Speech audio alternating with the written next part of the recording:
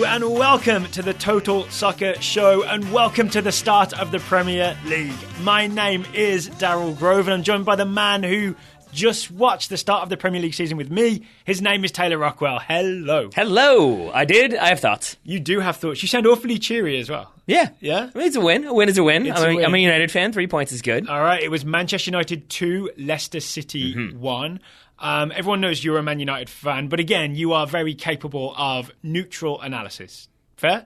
Sure. Yeah, I think you mostly are. I hope so. Maybe not in the moment, but by the time we get to recording, you're capable of neutral analysis. I had both Spurs and Arsenal fans tell me that I was biased, so Yeah. I guess that means something, right? You're biased in both directions in the North London Yes. derby. Yeah. All right, so I think my crowning achievement was when I had somebody tell me that my Liverpool bias was showing. I was like, ha, ha, ha. Incorrect. Okay, so if you don't mind, can we start with the emotions? So I know as a Man United fan, you were a little worried about this season because you didn't like the way, say, Jose Mourinho was acting before the season started, the ICC complaints. You didn't enjoy the football that Manchester United played last year. I appreciate that you're putting all this in past tense. Yeah. So how do you feel right now after that semi-convincing 2-1 win? I mean, in the same way that if they had lost 2-0, I wouldn't write off the whole season. I'm not going to be like, oh, everything's solved in a 2-1 win. I am slightly more optimistic, especially given that it was a lot of players who probably won't be the regular starters, and it was a couple players who maybe aren't at like full match fitness. Yeah. But there were some positive signs and there were some worrying signs. I'll say that much. Let's start with the positive signs then. What did you like? Paul Pogba. Okay. Everything about Paul Pogba? Okay, can we start on Paul Pogba then? Is it weird that Paul Pogba started this game? A little. Because he went all the way to the World Cup final. He was definitely one of those late back to training, right? Because he's having a bit of a rest after winning the World Cup. Yep.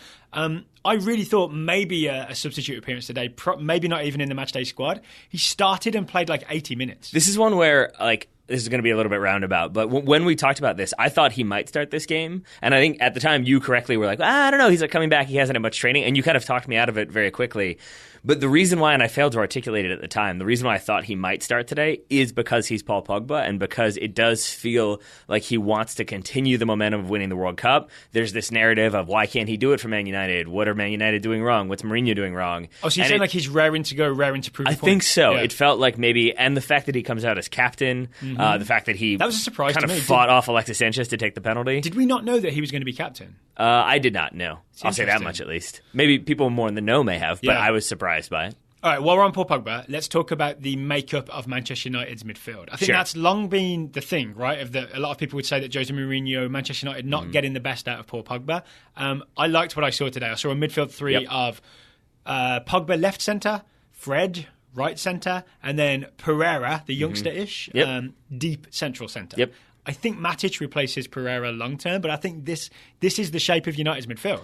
I agree. I don't know if Matic replaces Pereira or if Matic replaces Fred and Fred replaces Pereira, but either way, I think you're right that that's your usual three. All right, so whatever else the permutations are, Yeah. probably Pogba left of centre. I think For so. three. Yeah. And it did feel like this is kind of what you want from Paul Pogba coming out of winning the World Cup, which is doing some of the stuff he did for France. I think What you does spotted. that mean for those who didn't see? That means not necessarily being the creative fulcrum. It's not him trying to score goals from 30 yards out every time and getting involved in the attack. Do you join me in thinking that his long-range shooting is somewhat annoying? Because it's always just wide of the post.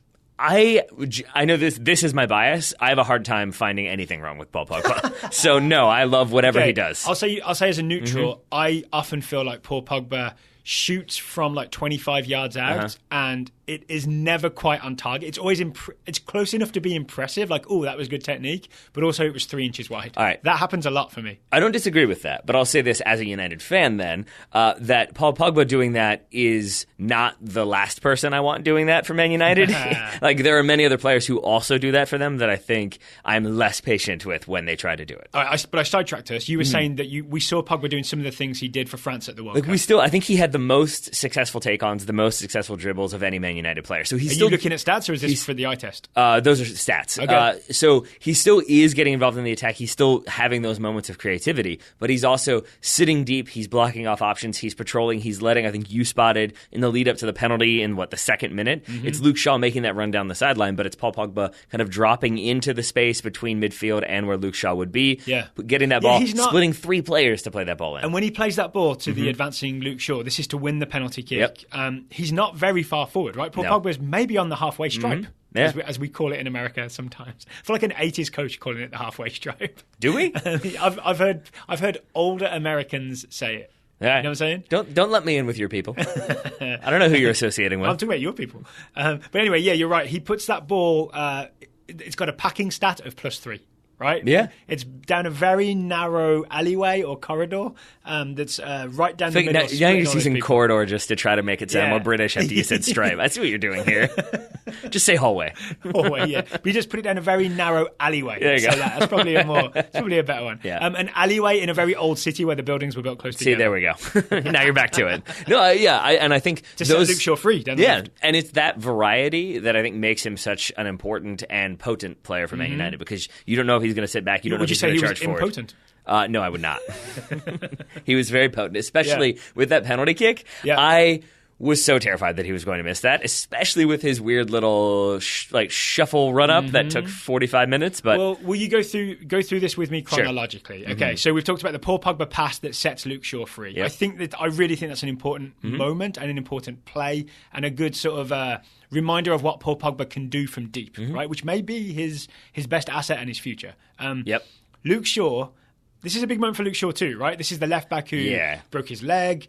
He had battles with perceived obesity, where managers were saying still a lot of those jokes online. I think the jokes persist, but the actual weight problem does not. Maybe never existed, except in maybe Louis van Gaal's head. No, it definitely existed. Oh, okay. I saw him in person when Louis van Gaal was in charge, and I remember being like, "Ooh, somebody is enjoying Papa John's."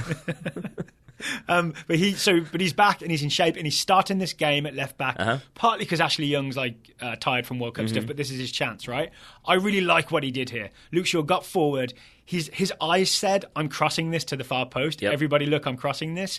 But he did that very nice, clever cut back to Alexis Sanchez, who was waiting to receive the ball. Sanchez shoots, bounces off of Wes Morgan, and then who was the player? It was Amarte. Daniel Amate, that's his name, right? Who tries to take it on his chest, takes it on his bicep, gives away a penalty kick for handball. Yeah, I know the commentators weren't convinced of that one. The Robbie Earl was at halftime. For me, it's definitely a penalty. It clearly hits his bicep. I'm surprised there's any confusion here. I think he's just trying to argue, and I think from one angle it looks a little bit like maybe it comes off of his shoulder, but if that's from one angle. Every other angle, that's what Amate was claiming, right? I think so. He was touching his pectoral area. The thing I hadn't really put together until we started talking about it is that it's worth noting both of Man United's goals come from Luke Shaw getting aggressive and attacking down the flank. And really, we didn't see that very often aside from those two goals. I feel like we saw it twice, and we got 2 goals out of it. Yeah. And it goes back to, I mean, I think I mentioned this in the preview for Man United season, that it goes back to Louis van Gaal saying when Luke Shaw broke his leg that really limited what they were able to do from an attacking standpoint, which is, again, a weird thing to say about a left back. Yep. But when you look at this performance and some of the things he was able to do, especially, that cutback when he disguised the cross. Yep.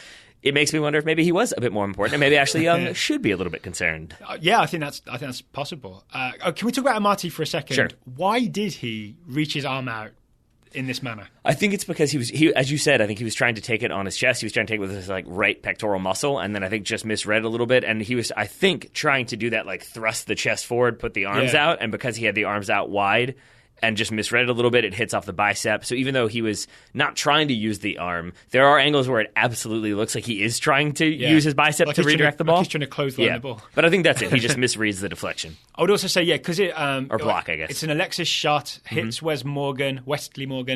Maybe there's a weird spin on that makes it quite hard to read. If I was Amate, that's the excuse I would be giving. Yeah. Shocking that Alexis turned over the ball. Weird. He basically won you a penalty kick. Yeah. I am not getting into this Alexis thing with his errant shooting from 12 yards out. Until later. All right, let's talk about Alexis Sanchez. Definitely seemed like he thought he was taking that penalty kick. He sure did. Then there was a not long, but a 10-second discussion with Paul Pogba. And it looked to me like in the end, Sanchez said, "Yeah, you take it then. I'll let you."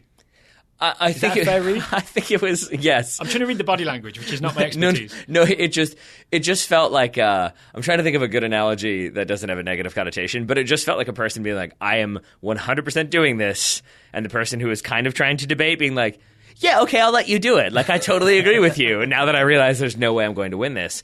I think, forgive me if this sounds a little bit like Fox Sports talking headish, but I think Paul Pogba is a player who likes to make a public statement. And I think about Was it when he scored for France or when France won that he did the talking, threw it away, tap the jersey, no worry, don't listen. I have a vague memory of that. The World Cup feels a long time ago. And he did that for Man United last season. He likes to kind of communicate directly to his audience, in this case, the Old Trafford crowd. And it felt sort of, again, like this was him trying to make a statement of, I am the captain. I am kind of running this team. It is my team, and I'm going to take the penalty. When is he the captain? What do you mean? When? In the past or in the present? I'm not answering that. It was already tweeted 6 times on Twitter. I'm not giving you the credit for that one. But yes, he is the captain now. Yes, you think this was about a statement, right?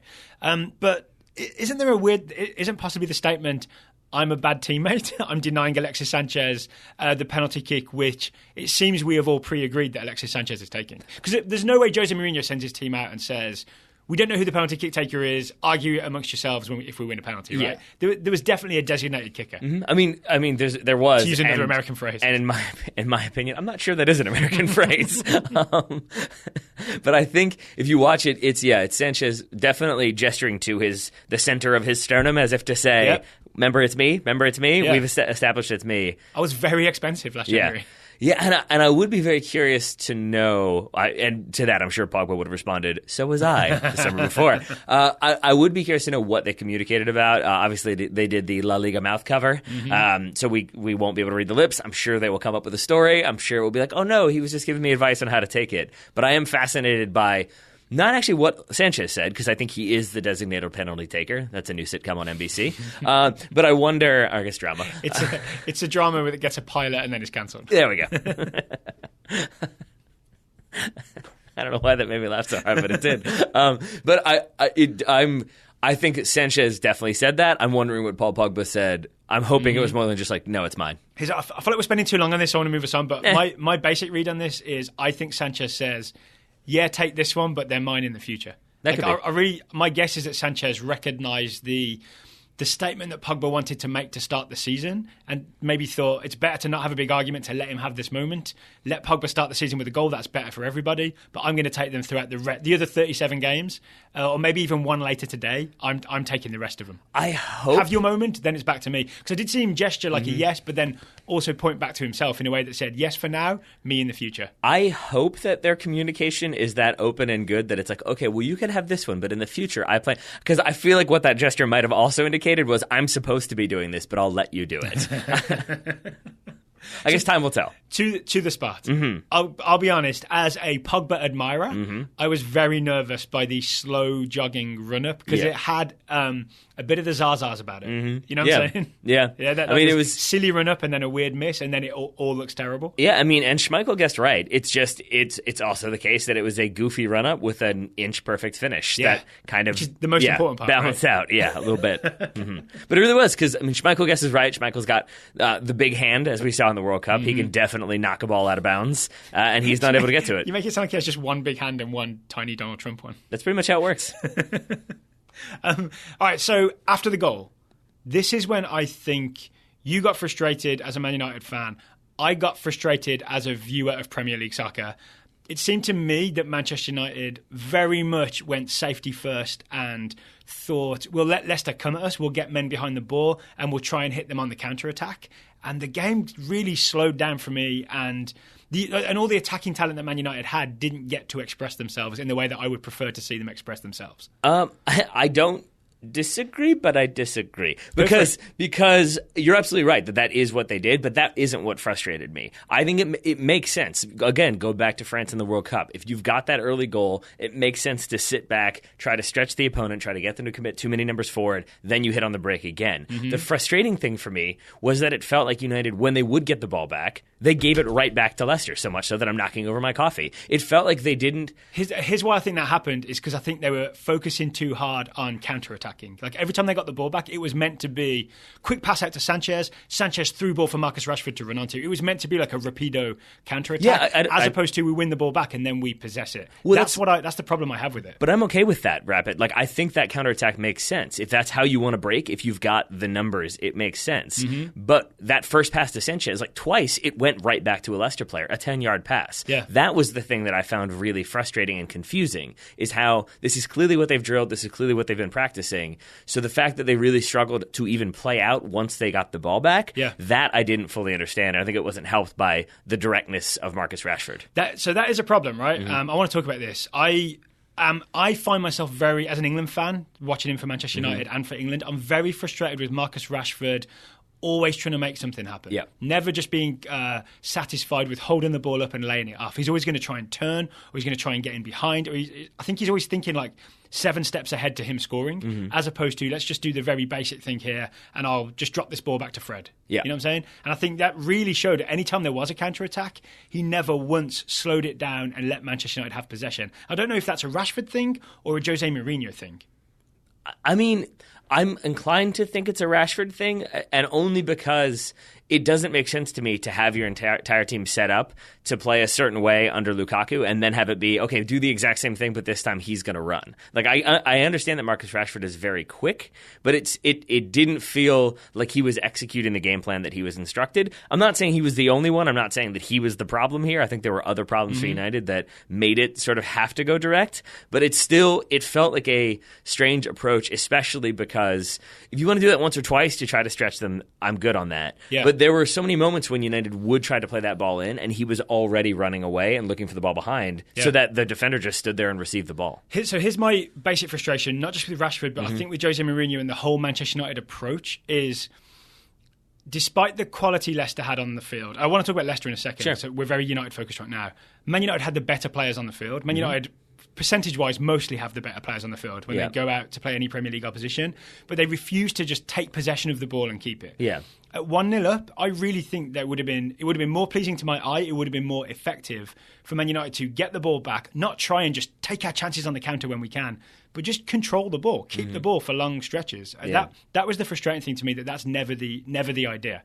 No, I mean, and I think the reason why it's never the idea is because you have Alexis Sanchez in there. I think that's a big part of it, is that he always wants to break. Yeah. He wants to drive at the defenses. He wants to hit on transition. We've talked about it before, about how he's always the one waving people forward and trying to get people in there, even when I'm not sure that's what they're supposed to do. Yeah. And I found him, it was him and Rashford. Those are the two that I found really frustrating because they both wanted to go. But it was ill-advised go. The one that we've already, you and I talked about a bunch off air, was in the final few minutes after Leicester pull one goal back, Sanchez tries to do this weird little creative flick that's intercepted by a defender. They go right back down Leicester and get a corner. And if they concede off of that, nearly got the equaliser. That's the Kasper Schmeichel header in the 94th minute, right? Yeah. And it's still it's then a lot of sequence, there's a lot of distance covered to earn that corner, then it's defending on the corner that leads to the open header. But it doesn't happen if Sanchez isn't trying to force stuff. Yep. And maybe it's the case that you just can't change that setting once you've been doing it for 90 minutes. But you like to think that he would be able to see out the game. 94th minute brain should be, let's slow it down. I would think so. Okay, before we do talk Leicester, now I want to talk about the second goal. Sure. Because I think it's important to note that Rashford is replaced by Romelu Lukaku, right? Who I'm assuming, similar to why I didn't think Pogba would start, I'm assuming Lukaku did not start because he played so deep at the World Cup. He needs a bit of a break. I would say you called this perfectly. You were like, this feels like they're trying to get to the 60th minute before Lukaku can come on. Here's the thing that happened. Once Lukaku was on, yep. the ball would, when Man United broke, the ball would hit Lukaku's chest or feet or thigh or whatever. He would bring it down. He would possess the ball. Manchester United would have the ball. Yep. I think that's a really important thing to note because it changed the way United attacked. I would argue the second goal comes from Lukaku holding up a ball into him. Then the attack circulates a couple of times. Then there's Pogba and Fred both sort of have a go at it in midfield. Then Luke Shaw eventually, because United have the ball in possession in the attacking third for an extended period, Luke Shaw is able to sneak forward from left back into some space that's been opened up. That's how he ends up one-on-one with Pereira, and then eventually, there's more to the goal than this, but my argument is Lukaku holding the ball up, Man United possession, they push fullbacks forward, results in the goal. No, and I think that's the big difference. I think that's the big difference, and it's worth noting there that the reason why Pereira has drifted inside is because he's tracking Sanchez. And it is Sanchez making the smart run to open up the space, and that's the type of creativity and thinking that I know he's capable of in those moments. But again, he can only do that. He can only exploit space when United have sustained possession, and it's not just fast break, I've got to try and play this ball in now. The instructions are score on the counter as quickly as possible. Yeah. I think it plays better to his strengths. So Sanchez-Lukaku partnership, like left and centre, is going to work much better than a Rashford-Sanchez partnership. It's too much of the same thing, right? Rashford and Sanchez is maybe too much of the same thing. But I will say, you've actually convinced me to go back and say, I think it probably is, in retrospect, Mourinho recognizing, Rashford can't do that and hold up the way Lukaku can, from a physicality standpoint. So it probably is that they're looking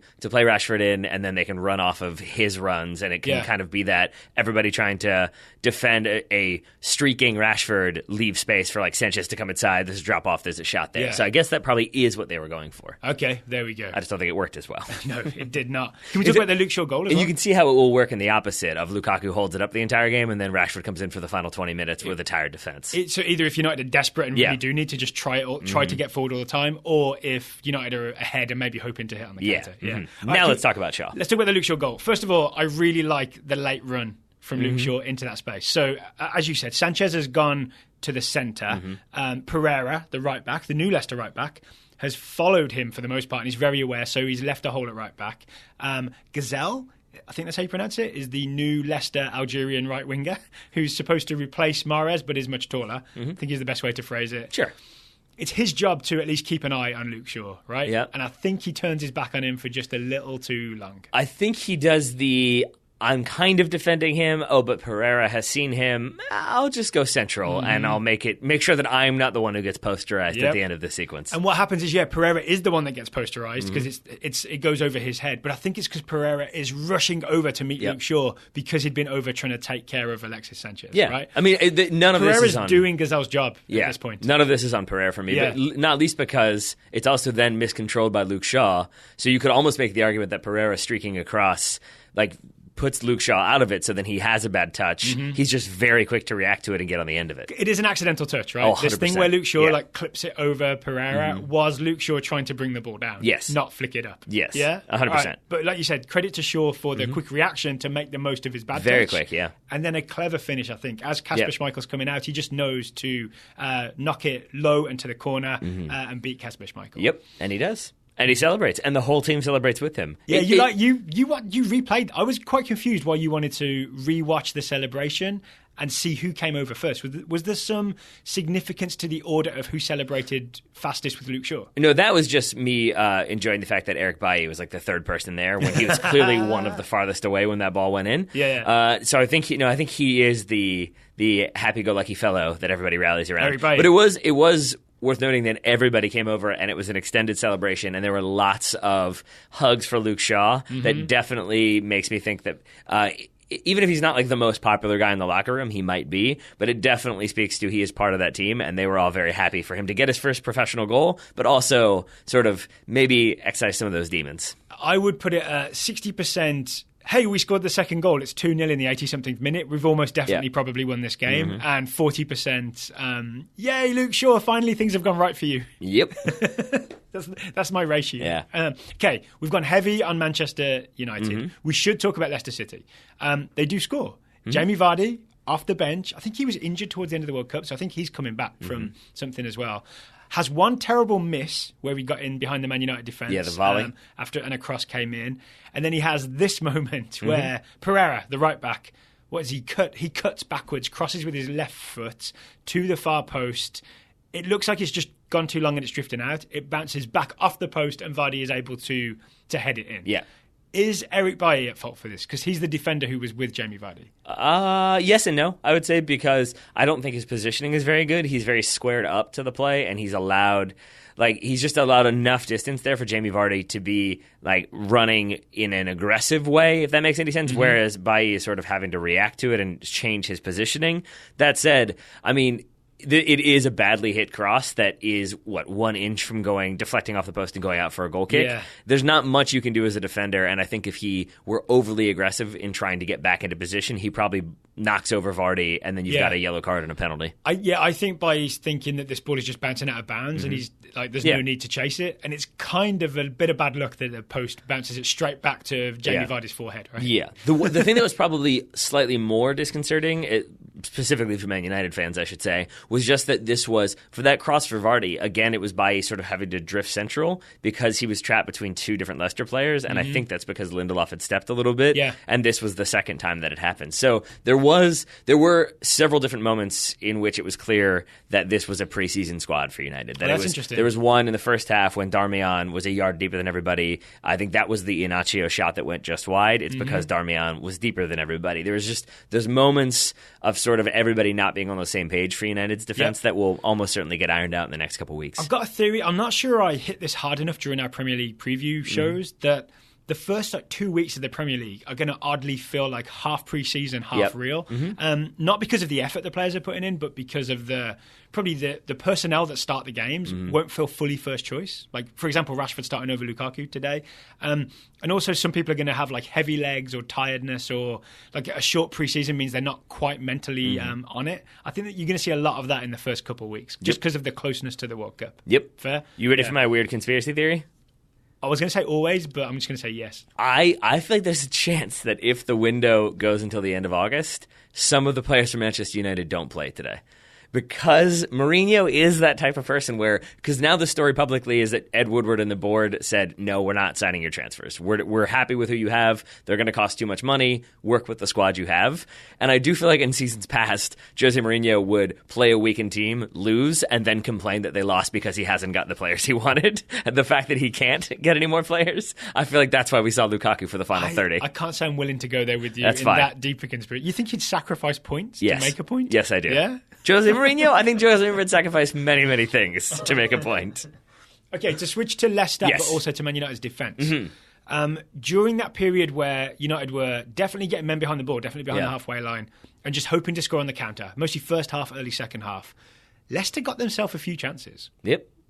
Chiefly, James Maddison he had that very nice attempt where he basically found a pocket of space between centre-backs and midfielders and full-backs. He let Lindelof drift backwards, right, and Maddison went the other way, got himself open, got a shot on goal. There's the Iheanacho chance that you mentioned. I'm essentially making the case that Leicester could have easily equalised in this first half. Yeah, and I think that's where my initial pessimism comes from, is that if it's going to be United score the goal and then it's okay, we'll sit back now, we will we're going to keep our shape, we're going to keep everybody very rigidly defensive, you're not going to be able to find a way through, and then we'll counterattack.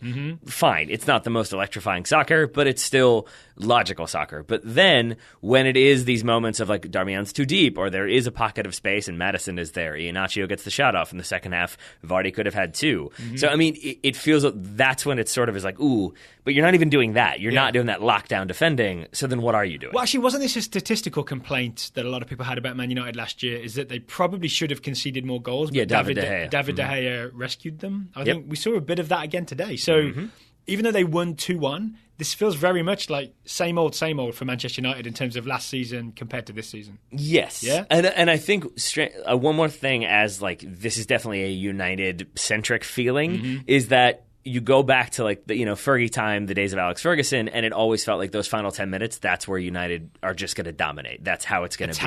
Attack. There you go. Right, I'm not a Man United fan. I used to love watching that. It was thrilling.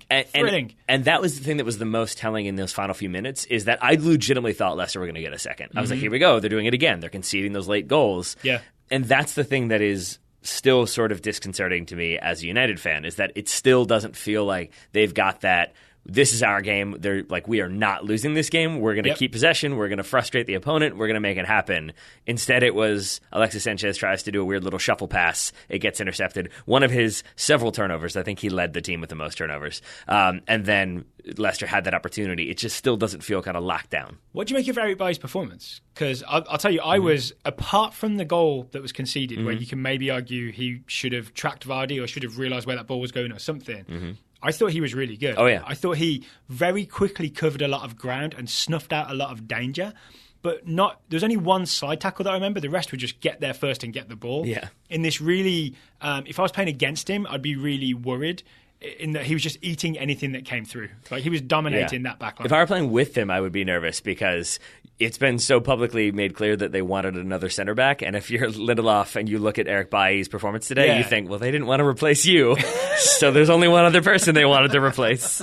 And I'd argue as well, We did see Lindelof head a few crosses away, right? But apart from that, I saw him get beat on the ground quite a lot. There was one moment, I remember the thing where he had to grab a jersey and he ended up getting knocked over. Iheanacho again, I believe. Was it Iheanacho? But then Bailly was over to save him. There's a lot of essentially Eric Bailly buying out Victor Lindelof after he got himself in trouble. All right, I'll give it up. That was a good one. That was a good one for you. But yeah, and I would say compare the sequence you're talking about where Lindelof tries to get physical, ends up on the ground, versus the one in the second half when Bailly, I think it might be Iheanacho again, just gets bodied off the ball. And it's hip to hip, shoulder to shoulder. There's no suggestion that that's ever a foul. Because like you said, hip to hip, shoulder to shoulder. One man was just stronger and better than the other one. Yep. Yeah. And it was Eric Bailly. Oh. I very much enjoyed what he had to do. But I do think that you're not wrong to say that players like James Maddison are probably the ones who stood out in a lot of ways. I think he tried to do too much. That was a point you were making off air. So it was his debut, right? Yeah. He was signed from Norwich for $22.5 million. If you've heard our preview show, you know I was very up on James Maddison. Yep. I think he was keen to make an impression, and he only half succeeded. Yep. Is that feel about right? I think so. I mean, because he did some smart things, but then also maybe was a little bit too eager to try to get on the ball. I think every time he did get the ball, he looked very competent. He looked very skillful. He looked like the playmaker that I want him to be. I'm kind of confident it's going to be okay over the course of the season. So young English playmaker. But I definitely felt like there were too many times. There was one specific moment that we rewatched, right, to figure out what was going on, where Harry Maguire, Leicester centre-back, comes out of defence with the ball. Harry Maguire's looking for, he likes to break the lines and play a pass that really has an impact. But Maddison wanted the ball so much, he basically just came over and stood right next to him and wanted the ball. Yeah. Harry Maguire wanted no part of that. And I think that is a good example of how Maddison's not in sync with his teammates and also too desperate to get touches that he's not really helping. All right. Here's another kind of maybe out there theory, though, is I feel like we don't see Harry Maguire do that as much as the season progresses because that felt like him still playing for England in a back three. Because when he was doing that, it wasn't central. He would drift out left and get that ball. For England at the World Cup? No, for today with Leicester. He kept doing that from the left, not necessarily channel, but off to the left. So he's doing it as if there's two centre-backs covering and there are not. Yeah. And I do think that if he keeps doing that, that is a sort of that will become a trigger for teams of, okay, he's drifting left, let's have somebody fill that space, let's make sure we block that pass off, let's intercept it, play that ball in, and suddenly we're away. Yeah. I have a feeling he at least stops doing it drifting to the left. Maybe he'll do it more central, and maybe that is part of the reason why Maddison was a little bit eager to get the ball off of him because there was a large amount of space in behind. That makes some sense. I still think it's more just Maddison wants the ball no matter what. That he did it to some other players that as well. That could be. What? So do we know why? It's okay if we don't know the answer, but why was Wes Morgan starting next to Harry Maguire instead of new signing Johnny Evans? I have no idea. I mean, maybe because Johnny Evans was so tired from watching the World Cup this summer that he just wasn't ready. He jumped up and down a lot. Yeah. He's a huge France fan. That's what it is. I mean, it may well be that it was we just didn't that we didn't pay attention to injury reports, and maybe he just picked up a light knock, or just wasn't ready to go 100% today. Maybe it's just varying stages of preseason fitness, right? Maybe Johnny Evans not quite ready to go, just because. Maybe Claude Puel didn't know that the transfer window closed, and he thought if I play Wesley Morgan, then they'll go buy me another center back. Yeah. We have a theory, right? Wes Morgan's going to MLS at some point. Yeah, that feels likely. A bit closer to home, a bit closer to Jamaica, but also... But also, it's the type of player that MLS teams would go for. There's some GM out there who's going to think he won the Premier League. Yeah. You have a sponsorship from Captain Morgan? Done. Sold. Okay, one final thing I wanted to talk about was Fred. Yeah. And was it Pereira in Manchester United midfield? So I mentioned them earlier, but just in the context of playing with Paul Pogba. I was just impressed by both of them. Yep. Both of their games. Pereira looked very confident to me for a young guy, putting that number 6 spot. He was telling senior players what to do. Yep. He was directing traffic, telling them where the ball should go. He was quite good at setting the tempo. Fred looks like a guy who he matched the highlights that I saw of him winning tackles and playing smart passes. Yep. Yeah. 92% passing. I think the best passing percentage of anybody on the team. Yep. Or Fredge? Fredge. Well, aside from Scott McTominay, who was in for 10 minutes and completed 100% of his passes. Fredge, more important, especially because it wasn't just those little 5-yard lateral passes. He did a lot of turning and playing it with that left foot, over a player into the path of Luke Shaw. He did a lot of switching the field, keeping Leicester a bit more disoriented than they otherwise might have been. Yep. All right. I think... I like Fred a lot. You like Fred a lot? Yep. It's coming through. It's coming through. I think that probably does it for this game, unless you've got anything else that you would like to add, Mr. Rockwell. No, other than I think Leicester looked more cohesive than I thought they would. Yeah. In our previews, it made me more optimistic for their season and for Claude Puel's continued employment. Same for me, and I'm looking at James Maddison thinking, you're going to come good. There's another day where that shot goes in, or you get to sort of dominate the ball more and really take it to a team. Yep. I think we're still in for a good James Maddison. Not that one. Good season. Yeah. The negative I would say about Leicester, the final thing I would say, is just that Kelechi Iheanacho still hasn't had that game where it silences those doubters of, is he ever going to be able to do it? Is he able to put together a consistent string where he's scoring goals? He really needs that. He needs a penalty. He needs a penalty to get his name on the score sheet, or an easy tap in to then build that confidence, because he probably should have scored today, maybe should have scored two. Yeah. That he didn't won't help going forward. And it really is, given what Leicester's shape seems to be, it's definitely a 2 from 3 selection situation between Jamie Vardy, Iheanacho, and James Maddison, right? So they can't all play at once unless Puel gets really, really aggressive. Yep. Yeah. Okay, so that was the first Premier League game of the season. Sure was. The Premier League has started. Top of the table. Man United at top of the table. Leicester getting relegated. Leicester are rock bottom right now. A lot of teams in mid-table. There's 18 teams in mid-table on 0 points. Yeah. I'm okay with winning the league by 3 points. That's fine. I'm sure you are. I'm sure you are. So there's plenty more soccer over the weekend. Wolves Everton 12:30 on NBC. There's Arsenal Man City on Sunday. There's going to be a lot to talk about. When will we be back, Taylor, with our next Total Soccer show reviewing the Premier League? Monday? Monday, yes. Yeah, okay. Monday yes. we'll be back. I'm imagining a thumbs up, thumbs down type thing. I will have a lot to say about Wolves Everton, whatever happens there. I mean, I've had a lot to say about Man United, so I think it's only fair. Yeah, we'll do a trade-off, right? Yeah. We'll do a trade-off. Before we go, today's show is sponsored by the fine, fine people at Roughneck Scarves. Roughneck Scarves, long-time sponsors of this here Total Soccer show.